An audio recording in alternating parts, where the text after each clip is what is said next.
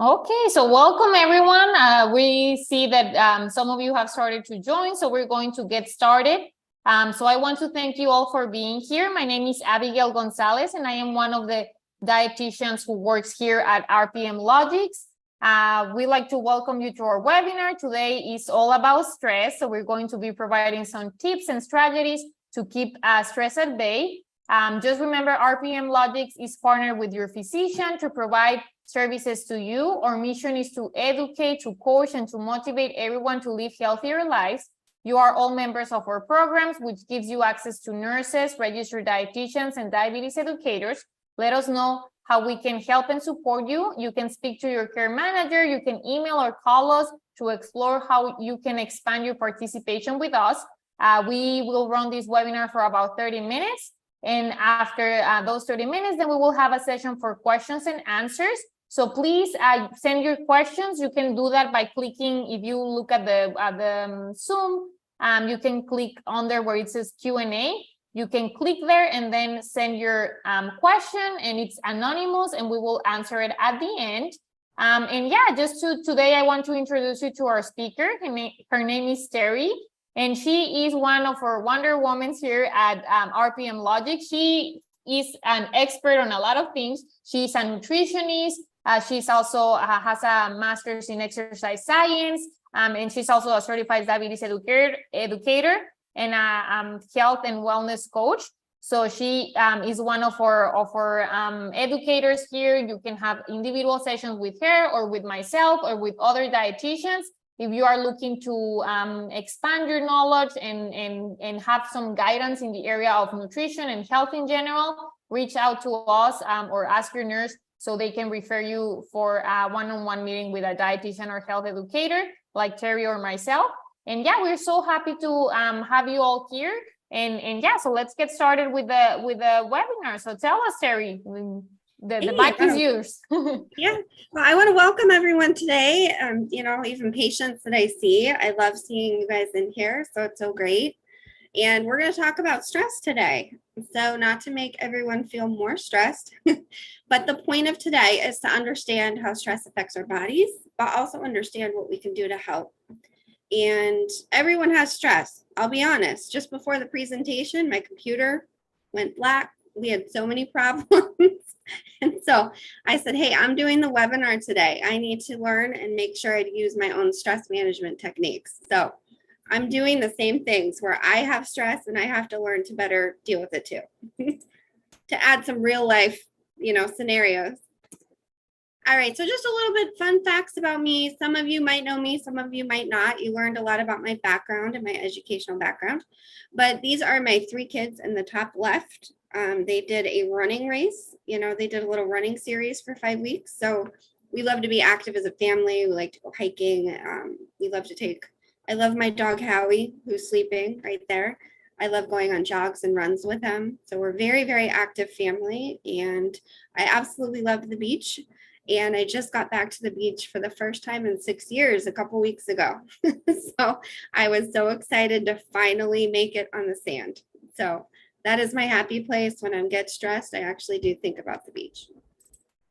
So again, I already kind of went over some of the objectives today, but really, what happens in your body when you're under stress? That's something we might not think about, like what is physiologically happening? What causes stress and how stress affects your health? And then we're going to get to the really good stuff, which is tips on how to handle your stress and kind of develop a resilience to help when you're in a stressful situation. All right, so I know we can't hear you guys talk out loud, but you have a big shark swimming right at you. What are you thinking? How are you feeling? Do you think your heart rate might be increased just a little bit? You can start to kind of think of how your body would respond. It's a threat. And so obviously you want to get out of the water. But secondly, you think of all the things that are going on and happening to your body. So I just wanted you to kind of think about that for a moment. So what exactly does stress, how does stress work? we've got, fight or flight. So fight or flight it's stress impacts our bodies and in so many different ways that we're going to talk about. And I'm sorry, I'm looking to my right. The screen got swapped, so my notes are here. So I am still looking at everyone. The fight or flight response is a physiological reaction that occurs when you receive a threat. This is preparing your body. Your body actually has to prepare to fight or flight. Are you going to run or are you going to tackle it head on? So this is something that our bodies naturally do. It's supposed to be a good thing and a good mechanism to help you when you're under a legitimate threat. So this can be known as an acute stress response. So again, this is an evolutionary adaptation that helped our ancestors survive in dangerous environments. So think about, back in the day, when we had to wander and we had to walk around for our food and we had to go hunt. Those are, this is part of that process that was needed to make sure that we stayed safe and our body responded in the right way. So this stress response now can be activated by a non-threatening situation. So we're not talking, obviously, if a shark's running at you, if you see a bear, or if something, catastrophic happens, that's a real stressor. So we're going to talk about all the other stressors as well. So what exactly happens? So if you look at this little diagram, stress affects our body in so many different ways. So this is what kind of happens when you perceive that threat, okay? So you can look, your brain, that's the first thing. When you feel stressed, your brain is going to send that signal. It's going to send your signal to the adrenal glands, which are located above the kidneys. So this signal is going to trigger the glands to release that stress hormone. These chemicals, this is where it kind of starts, is going to cause changes to your body, and it's going to say, hey, we need to fight or we need to flight. So this is kind of that first introduction. And then you go to your heart, okay? So as you might have felt, if you think of something that stresses you out, is that your heart rate, beats faster. Your breathing gets more shallow. And your blood pressure. So basically the blood is traveling faster.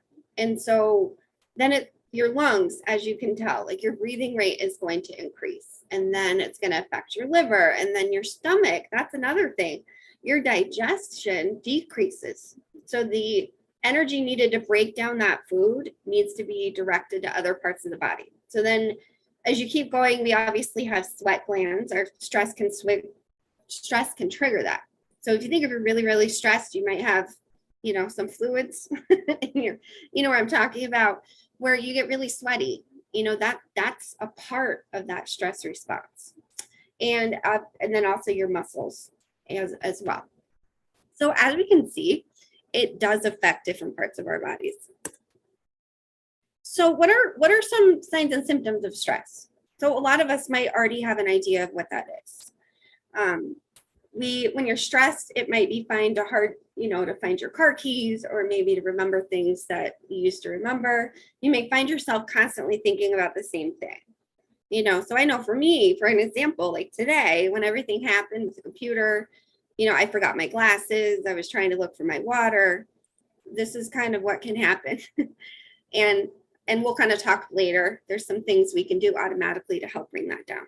So poor judgment, a lot of negative thinking, anxious or racing thoughts, and just constant worrying. The emotional symptoms, this can kind of turn into depression, general unhappiness, also anxiety, agitation. Sometimes you might feel very, very overwhelmed, lonely, isolated. And one thing I really, really, really want to point out here is that if you're having depression, anxiety, and these things are not getting better, and these are things that are stemming, we always want to say, hey, reach out to a mental health professional, because what we're talking about today is stress that affects you, but these things can get to a point where you do need to seek out more help. So I want to make sure we're making that clear. A lot of these symptoms, again, can turn into things. So we just want to be aware of it. So again, physical symptoms, our bodies might feel more achy. We can get more sick. Our immune system is impacted, which that can help, lead us to getting sicker, getting more colds, things like that. One of the other things is weight gain. So I talk to a lot of patients about this. Weight gain is something we're gonna talk about too in a minute. But weight gain is also something that can be triggered by stress. So behavioral. So these are things like eating more or less. Some people, when they're really stressed, they don't eat or they eat a whole lot.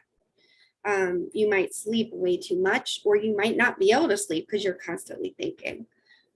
You might turn to alcohol, increased tobacco use, or even drugs. These are all things that can happen because we're using that to decrease stress symptoms. Nervous habits. Does anyone have any nervous habits? Biting your fingernails. Like, I know my kids wouldn't like me telling you this, but they like to bite their shirt when they're nervous. And so you can kind of see the shirt. Everyone might have their own kind of nervous habits that happen. And one thing, we just want to be aware of what these stressors do and how they affect our body. Right. One other thing is that stress does impact our blood pressure and also blood sugar levels.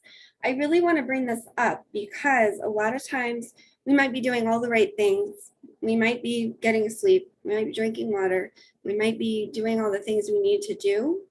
But our stress levels are so high that we're noticing our blood pressure is just not going down. We're noticing our blood sugar levels are constantly elevated. And stress can sometimes be that hidden thing that can be causing this, or not causing the only thing, but it can impact this too. So I always say, if we're doing all the right things, we're still seeing this, kind of go back to thinking, is there some stress in my life? All right, and I absolutely love this slide.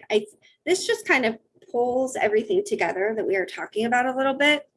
So as you can see, stress affects the body all over, right? Just to kind of recap, you can have more headaches, insomnia, rapid breathing, risk of heart attacks, even fertility issues, high blood pressure, high blood sugar, risk of depression like we talked about. So again, research has found links between chronic stress over long periods and a wide range of health problems. So we're not talking about just, regular stress that you might have. We're talking about stress that's constantly going on. And as you can see in the slide here, heart disease, high blood pressure, we talked about blood sugar, diabetes, weight gain, even gastrointestinal issues too, respiratory infections. So I think we all know, what stress, that we do have stress. But again, it's just identifying, how we're kind of responding to that stress. So now that I made everyone stressed out, so ask you a question. Are you stressed? And what stresses you out? And knowing those things are the first step of trying to understand what you can do to help and improve your health by working on your stress. So this is really to help try to understand that a little bit. And again, I think if you do have questions, right, they can put it in the chat box. We can answer it at the end. Is that correct? Okay. All right. So we have two different types of stressors. Okay. So stressors are things that are going to affect you. We have internal and we have external. And internal is where we look at how, how to look at things differently, such as focusing on things we can control. So inability to accept uncertainty. We need things rigid. We don't have that flexibility. We talk negatively. So we have a very negative self-talk. We might have unrealistic expectations and we might have an all or nothing attitude. And I'm not saying these things are bad, but what can happen is over time, this can kind of build up. So internally, sometimes that's harder because we have to look internally and that can be difficult to do sometimes. So as you can kind of maybe put the pieces together, we want to change how we're thinking and how we're responding to these stressors. And that's why we're going to talk about things like being more positive, thinking more positively, and trying to teach ourselves that can be hard, but that's something as well. So these are things that I think we are all aware of. External. I'm sure if I asked everyone here, if you were not, if you could talk out loud, you could probably tell us a million external things that cause you stress, right? Like I said, computer issues, major life changes, work or school problems, relationship problems, financial trouble. That's a big one. Being too busy, and children and family. These are all things that can impact us. And one thing, some of you might be thinking in your head, well, externally, I can't control these things, right? You can't control your spouse or your significant other. It's not like you can just say, well, I'm just done. I'm not talking to you anymore. So I understand that these things can't be changed, but we can work on responding better, and we can work on how we, again, react to these different external stressors. And that's what we're going to kind of talk about. So just to kind of bring it all in, stress is a state of mental or emotional strain or tension resulting from adverse or very demanding circumstances. So you can kind of think of those words, like even when I said strain, you wanted to really think about what this does. And the feeling of stress is not always a positive thing. But there are two types. There's actually kind of a good stress, and then there's more of a negative, which is called a distress. So we have our eustress. This is looked at as positive. So these are things that can motivate you. Okay, so let's say, you have a very challenging project and it's stressful, but it's actually rewarding and fun. Basically, the key is challenging but rewarding. So then we get to the distress. This is stress that makes you feel overwhelmed. This is something that can last to impact your health in a negative way. So this is where we're going to get the negative health impacts. You are in more stress than you can handle. That's a great way to look at it. If you really think about what your stress is and think about how it makes you feel. And this is just a little chart, and this is going to be posted. So if you want to spend more time looking at this, but it just kind of shows you the difference between like the positive stressors, I call it, like the challenging but rewarding ones, versus the distress.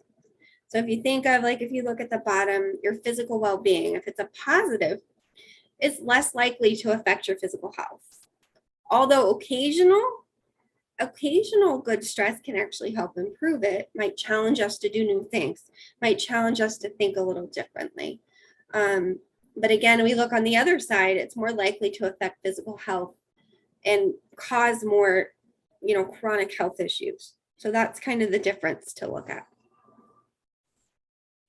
So again, the big question, how much stress is too much? If you think in your head, how do you think you'd answer that? Probably think, I don't want stress, right? It doesn't make me feel good. Why would I want that? But this is the key here, is that the answer does lie within every individual. And or you can learn, right? Everyone has their own limit. Everyone responds to stress differently. For example, if someone, you're driving in the car and you're stuck in traffic, one person, that may make them really irate, really angry, and really stressed, whereas somebody else, you can just say, well, that's not the thing that stresses me out, right? So you respond to stress differently, but there are things that everybody can do, whatever that stress is for you. And again, the elephant in the room, I'm saying this because I talk about this a lot with my patients. Again, weight gain and stress. A lot of you might know a little bit about this. We talk about the hormone cortisol. So cortisol is that hormone that your body's going to release when it's stressed. This is a normal response. And when it's not chronic and long term, right, it doesn't affect us in a negative way. But, releasing that cortisol is a part of that fight or flight. So when that cortisol level goes up, it raises that insulin level, starts increasing your blood pressure, and it starts suppressing your immune system.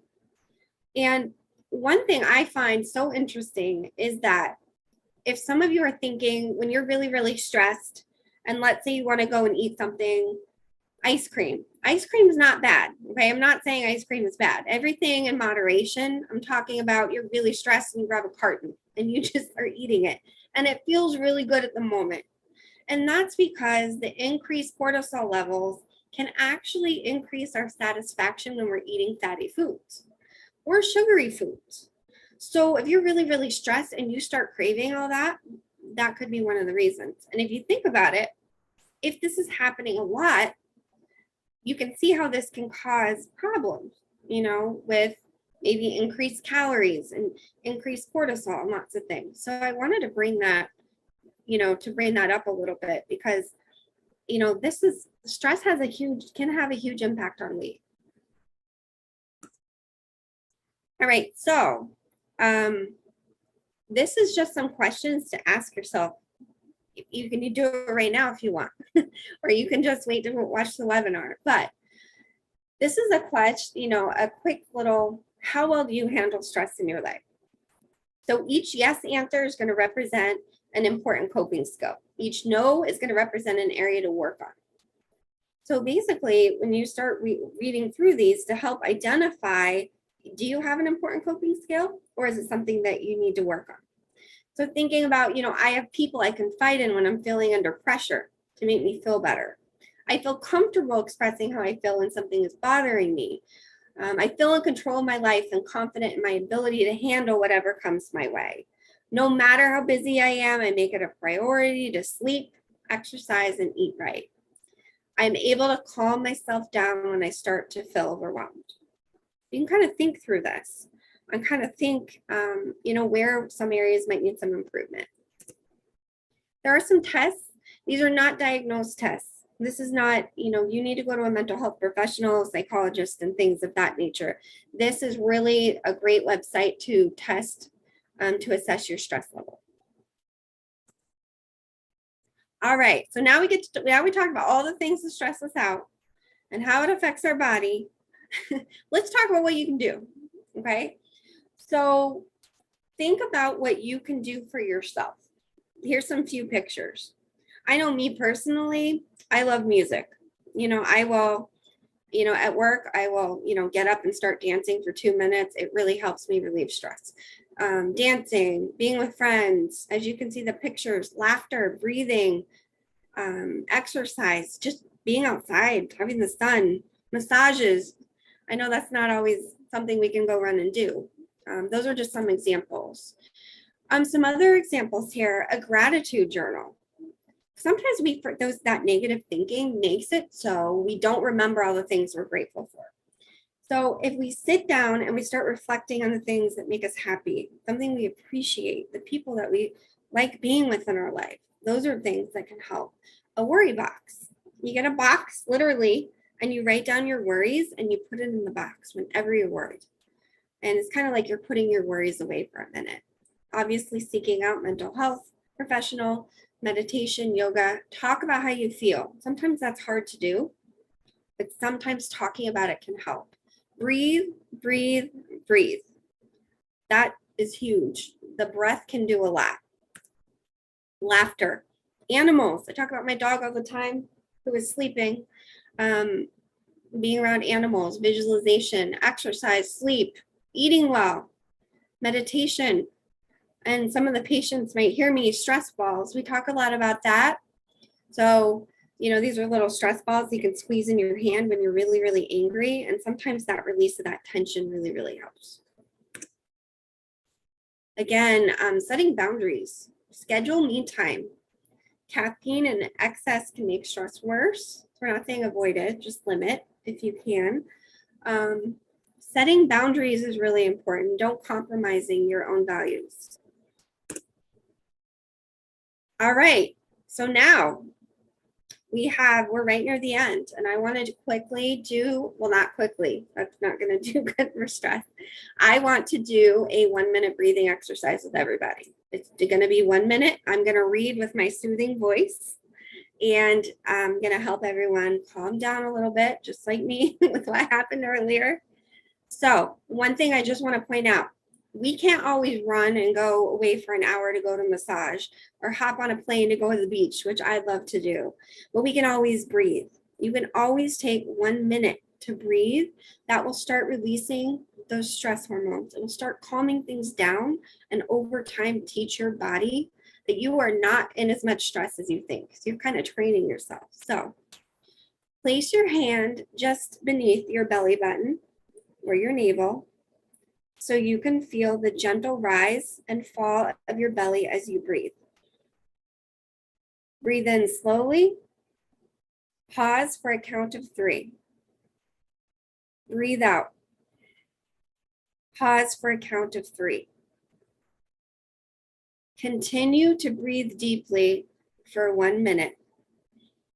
Pausing for a count of 3 after each inhalation and exhalation. And alternatively, while sitting comfortably, you can just take a few slow, deep breaths and quietly repeat to yourself, I am, as you breathe in and at peace. So I am at peace. Repeat slowly 2 or 3 times. Feel your entire body relax into the support of a chair, or even if you want to lay on the floor after we're done. And the whole point of this, even if you're thinking, well, my stress is still there, it probably is. There's stress that we can't control, but you have to train your body. And these are just techniques over time that can help reduce that stress response. So lastly, your own personal stress plan. You want to stop and breathe. Can you identify that specific stressful event? Then you want to reflect. What were your automatic thoughts? Write these down. Were there any distortions? Choose. Ask yourself, is there another way to think about the situation? Can you use an affirmation? What steps can you take to reduce your stress level? Notice how you feel and write it down. We want to pay attention to the things that helped us so we can continue to do them. These are some resources we're going to be adding so you guys can see these, some breathing exercises, relaxing images. And these are some apps that they're also going to be listed. And there's kind of an app. I know there's an app for everything. Apps might not be everybody's thing, but there's an app that, all different types of way to reduce your stress, meaning like Happify. They use games and activities. If you're doing Sanvello, it's for mood tracking and coping tools. They have an insight timer, which is a large library of free guided meditations. So there's all different types of ways because everyone does stress, everyone needs techniques that help them in a different way. And those are some resources. Those are just my references. So thank you so much for coming, and I apologize for the delay. Well, what a great presentation, Teri. Like you're saying, yeah, we all have stress in our lives. Thank you everyone for coming, and then also for sending your questions. I'm going to ask a few just to see if we can all come together to answer them and to have some ideas. So one of them says, how can I manage stress without spending money? The breathing. That's one of the things, is that you can't pay for your breath. And so those are things that you can kind of teach yourself to do. And if you're not, there's, like I said, a lot of those apps can be free that can help you from like a breathing exercise and a breathing standpoint. And physical activities such as walking, even in your house, you don't have to have a gym. So physical activity that you're not paying to go somewhere to, those are both things that can really help. And sleep is free too. Great, great. I love those, Teri, especially the breathing. Like you're saying, like that's something that I once heard. Breathing is something that you can do anywhere at any time. It's available and it's free. So, and yeah, sometimes we all say like, well, I'm breathing all of the time. Yes, we are. But when you do it consciously, your body gets more oxygen and it helps to actually bring down those cholesterol levels. So that's a great practice. Like sometimes they talk about like mindful moments and how like when you're having a big presentation like this one you had today, Teri, taking a few minutes to read, like maybe 1 minute to do that breathing, like the exercise that we did, but maybe doing it at the beginning of the class after all the computer issues, right? And there's another one. It says, well, how do you know if you're stressed? How do you know if it's normal stress or it's something that needs professional attention? That's a really good question. And a lot of times if you're asking yourself that question, it might be, I can't diagnose anybody, but it doesn't ever hurt to maybe reach out to a mental health professional.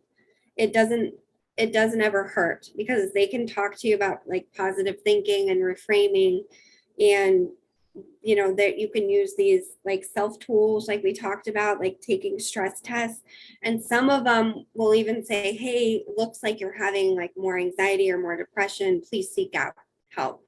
So online tests and tools might be helpful. That's a really, really, really good question though. Yeah, absolutely. I agree. Just like you're saying, Teri, like when you feel like it never hurts to go to a professional and ask and be evaluated. They may tell you, no, it's okay. Maybe try these coping strategies, or they may start you on like therapy or something else. So yeah, always seeking that evaluation never hurts. And yeah, it's a way to prevent any more negative side effects and that sort of thing. And I think there's one more. Let me see. What? No, sorry. Okay. Yeah, this one says, if I am on, if I'm under stress, relating something that I cannot control, like for example, not having money or having like a diagnosis like diabetes, and that I cannot control or eliminate, how do you deal with that stress of things that are real but are not within your control? Right. And that is exactly what it's about, right? There's going to be a lot of the stress might be things you can't control, like you can't financially, you know. So that's where you have to really dig deep. And what I mean by that is trying to see what things can help. Because when you work on, let's say, your breathing exercises, even though that doesn't get rid of it, doesn't all of a sudden, you know, you don't win the lottery, right, by doing that, but you're actually training your body to reduce those stress hormones. And then over time, it can help you handle that stress better. So really trying to tap into things and start practicing different things to see if it can help you respond better. It's, you have to train your body, and that's really what it is. And it might, the first 2 times you do it, you might think that doesn't do anything, because your body needs to believe that you're going to keep doing it too. Yeah, and it's a practice too. I totally agree. Like you're saying, like you mentioned that in the presentation, like the positive thinking, like also like knowing there are many things that are not in your control, but things can always get better, and things that are not good are temporary too. Like maybe financial issues. Yes, maybe you're going through a deep right now, but then there's always going to be a surge. And then maybe you cannot control, like, okay, getting money right now, like you're saying, winning the lottery, but maybe you can work on, well, maybe I invest my time in doing a new business, or maybe doing a couple of hours of a contract and getting some money, like trying to look for solutions. When there's a problem, when there's one problem, there's always more than one solution. And that's something to keep in mind. And that, like you're saying, Teri, kind of like bringing that stress down can help you to have a clear picture of what options are available for you. And I wanted to add to that, as your question, one thing is really sitting down and focusing what you're grateful for or what is good, because sometimes that negative aspect financially, like that's a burden. you forget all the other positive things that are going on. Like you have a house, or you have a bed, or you're able, you have a fan to keep yourself cool. Like there's lots of little things just to try to remember the things that make you, that you're grateful for. Sometimes that helps get us out of that too.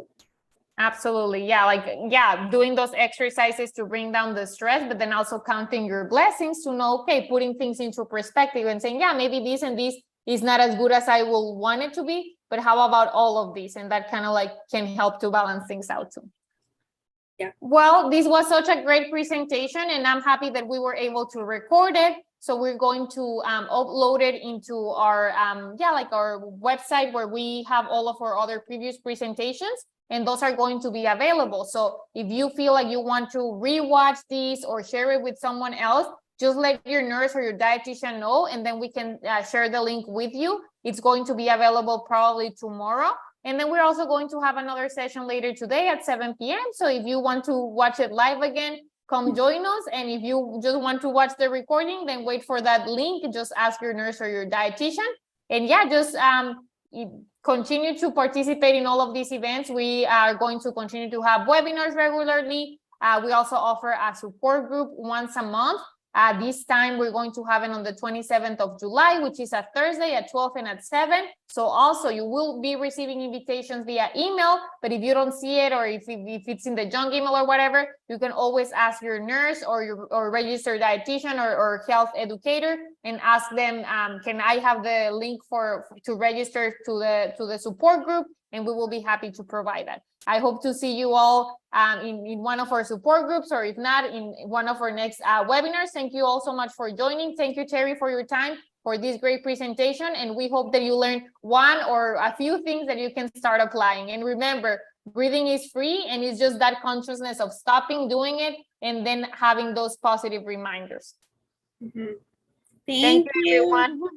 Bye. Have a good one. Bye-bye.